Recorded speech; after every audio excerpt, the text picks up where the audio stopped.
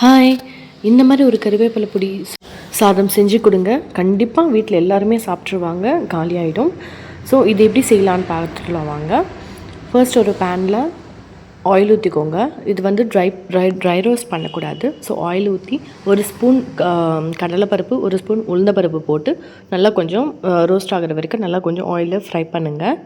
அது கொஞ்சம் லைட்டாக கலர் சேஞ்ச் ஆகுது அப்படின்றபோது கொஞ்சம் பெப்பர், ஒரு ஹாஃப் ஸ்பூன் பெப்பர், சீரகம் ஹாஃப் ஸ்பூன், அது கூடவே ஒரு 1/4 ஸ்பூன் அளவுக்கு வெந்தயம் போட்டுக்கோங்க. வெந்தயம் போட்டுட்டு அது கொஞ்சம் ஃப்ரை பண்ணட்டும். கொஞ்சம் ஸ்மெல் வர ஸ்டார்ட் ஆகும்.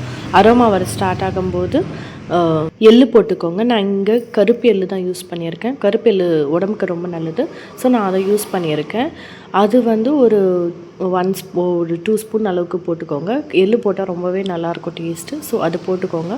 அது கூடவே காரத்துக்கு தகுந்த மாதிரி ஒரு 2 காஞ்ச மிளகாய் போட்டிருக்கேன். அது கூடவே ஒரு கொஞ்சம் சின்ன நெல்லிக்காய் சைஸ் அளவுக்கு புளி போட்டிருக்கேன்.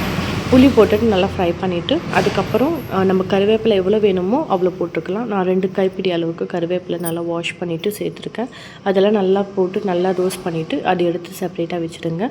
அது ஆறுனதுக்கப்புறம் அது மிக்ஸி ஜாரில் போட்டு நல்லா பவுட்ரு மாதிரி எடுத்துக்கோங்க.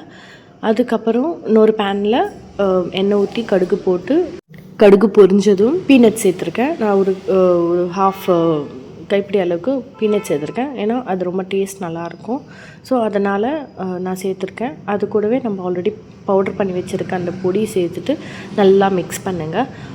இது கூடவே நீங்கள் கொஞ்சம் மஞ்சத்தூள், உப்பு கூட சேர்த்துக்கலாம். மஞ்சத்தூள் வேணும்னா சேர்த்துக்கிட்டா ரொம்ப நல்லது. ஸோ மஞ்சத்தூள், உப்பு சேர்த்துக்கோங்க. சேர்த்துட்டு அதுக்கப்புறம் நம்ம ஆற வச்ச சாதம், ஒயிட் ரைஸ் போட்டு நல்லா கலந்து மிக்ஸ் பண்ணிவிட்டு அதை டேஸ்ட் பண்ணி பாருங்கள். ரொம்பவே நல்லாயிருக்கும். நம்ம எள்ளு அது கூடவே பீனட்ஸ் போட்டதால் டேஸ்ட் ரொம்ப நல்லாயிருக்கும்.